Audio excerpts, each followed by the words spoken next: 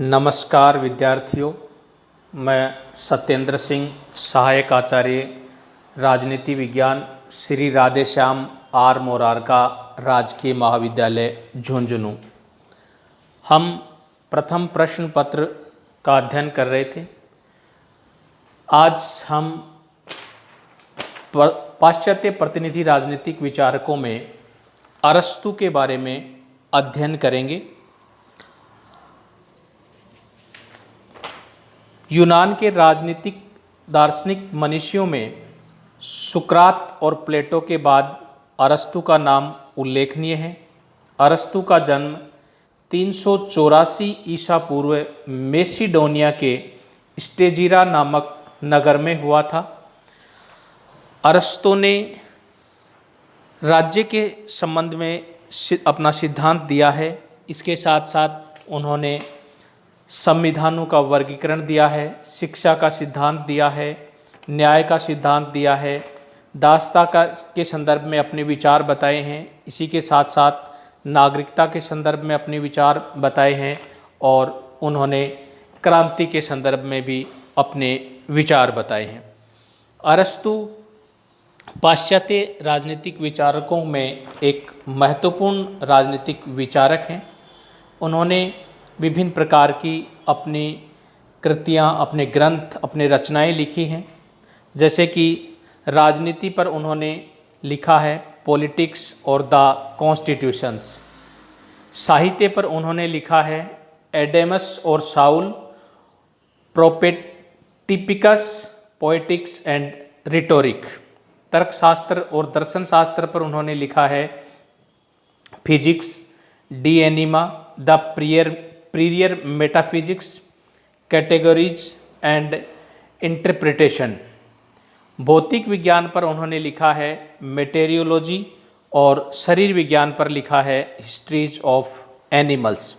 इस तरीके से अरस्तु ने न केवल राजनीति विज्ञान में ही लिखा है बल्कि साहित्य, तर्कशास्त्र, दर्शन, भौतिक विज्ञान और शरीर विज्ञान आदि विषयों में भी उन्होंने अपनी रचनाएं लिखी हैं।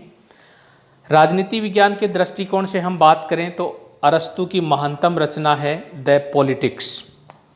पॉलिटिक्स अरस्तु की एक महानतम रचना है जिसे राजनीति शास्त्र पर लिखी गई बहुमूल्य निधि माना जाता है। इसमें पहली बार राजनीति को एक वैज्ञानिक रूप दिया गया है। प्लेटो राजनीति और नैतिकता में कोई भेद नहीं समझता था, जबकि अरस्तु ने इस ग्रंथ में न केवल राजनीति को नैतिकता अथवा नीति से भिन्न बताया, अपितु राजनीति को सर्वोत्तम विज्ञान भी कहा है। अर्थात राजनीति को नैतिकता से अलग किया है अरस्तु ने। अरस्तु की अध्ययन पद्धति की हम यदि बात करें तो अरस्तु की अध्ययन पद्धति वैज्ञानिक, ऐतिहासिक, विश्लेषणात्मक और आगमनात्मक है। अरस्तु कुछ तथ्यों का अध्ययन करता है और उन्हीं तथ्यों से वह निष्कर्ष निकालता है। वह इतिहास और घटनाओं का विश्लेषण और विवेचन करता है और किसी निष्कर्ष पर पहुंचता है। उसने राजनीतिक घटना चक्र के अध्ययन में तुलनात्मक पद्धति को अपनाया।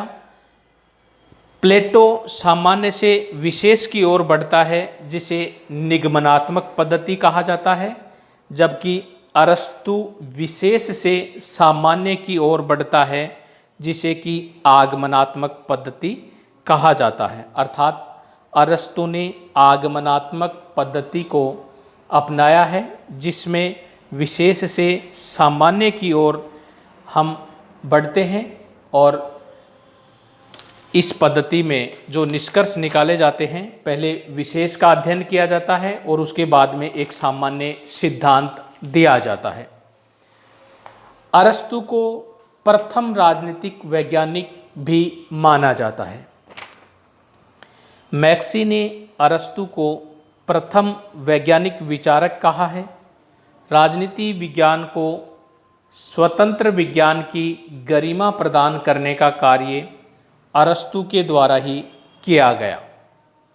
उसने नीति शास्त्र और राजनीति शास्त्र में अंतर किया।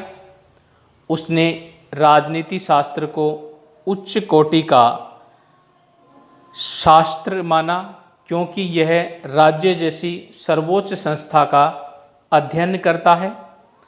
अरस्तु को निम्नलिखित कारणों के आधार पर राजनीति विज्ञान का जनक अथवा प्रथम राजनीतिक वैज्ञानिक कहा जा सकता है। अर्थात अरस्तु को प्रथम राजनीतिक वैज्ञानिक कहा जाता है और उनको प्रथम राजनीतिक वैज्ञानिक कहने के जो कारण हैं वो ये हैं। पहला, आगमनात्मक विधि का अनुसरण, अर्थात अरस्तु ने राजनीति विज्ञान में आगमनात्मक अध्ययन पद्धति का अनुसरण किया है और आगमनात्मक पद्धति को अपनाते हुए विशेष का अध्ययन करते हुए उसके आधार पर उन्होंने सामान्य जो सिद्धांत दिए हैं। दूसरा जो अंतर है वो है राजनीति शास्त्र को नीति शास्त्र से पृथक करना। अरस्तु एक व्यावहारिक राजनीतिक विचारक हैं और उन्होंने राजनीति शास्त्र को नीति शास्त्र से पृथक किया है, अर्थात नैतिकता पर बल उन्होंने नहीं दिया है। नेक्स्ट है यथार्थवादी विचारक। अरस्तु एक यथार्थवादी और व्यावहारिक विचारक हैं। अरस्तु आदर्श की बात नहीं करते हैं, बल्कि अरस्तु यथार्थ की बात करते हैं कि यथार्थ में क्या है और उसके आधार पर क्या व्यवस्थाएं होनी चाहिए। नेक्स्ट है राज्य के पूर्ण सिद्धांत का क्रमबद्ध निरूपण। अरस्तु के द्वारा राज्य के पूर्ण सिद्धांत का भी एक क्रमबद्ध निरूपण किया गया है कि किस तरीके से राज्य का डेवलपमेंट होता है। नेक्स्ट है संविधानों का वैज्ञानिक वर्गीकरण। अरस्तु के द्वारा संविधानों का एक वैज्ञानिक वर्गीकरण भी दिया गया है कि किस तरीके से विभिन्न जो संविधान हैं उनमें क्या क्या चेंजेज आते हैं और किस तरीके की व्यवस्था के आधार पर किस प्रकार के जो संविधान होते हैं, अर्थात उनकी शासन व्यवस्था कितने लोगों के द्वारा चलाई जा रही है और उनका वो जो संविधान जो है वो नैतिकता पर आधारित है या एक अलग सिस्टम पर आधारित है, उसके आधार पर उन्होंने संविधानों का वैज्ञानिक वर्गीकरण किया। उन्होंने 158 संविधानों का अपने समय में अध्ययन किया और उसके आधार पर ये उन्होंने अपना वर्गीकरण दिया। अरस्तु ने नागरिकता की भी व्याख्या की है, अर्थात राज्य में नागरिक किन्हें कहा जाएगा इसके बारे में भी अरस्तु ने विस्तार पूर्वक बताया है। नेक्स्ट, कानून की सर्वोच्चता का प्रतिपादन। अरस्तु राज्य की शासन व्यवस्था को संचालित करने के लिए कानून को सर्वोच्च स्थान देते हैं कि कानून के आधार पर ही एक राज्य में यथार्थ रूप में शासन व्यवस्था का सही तरीके से संचालन किया जा सकता है। और इसी प्रकार नेक्स्ट है सरकार के अंगों का निर्धारण। अरस्तु के द्वारा राज्य में सरकार के अंगों का भी निर्धारण किया गया है कि किस तरीके से सरकार के विभिन्न अंग होंगे और उनकी शासन व्यवस्था में किस तरीके से भागीदारी होगी।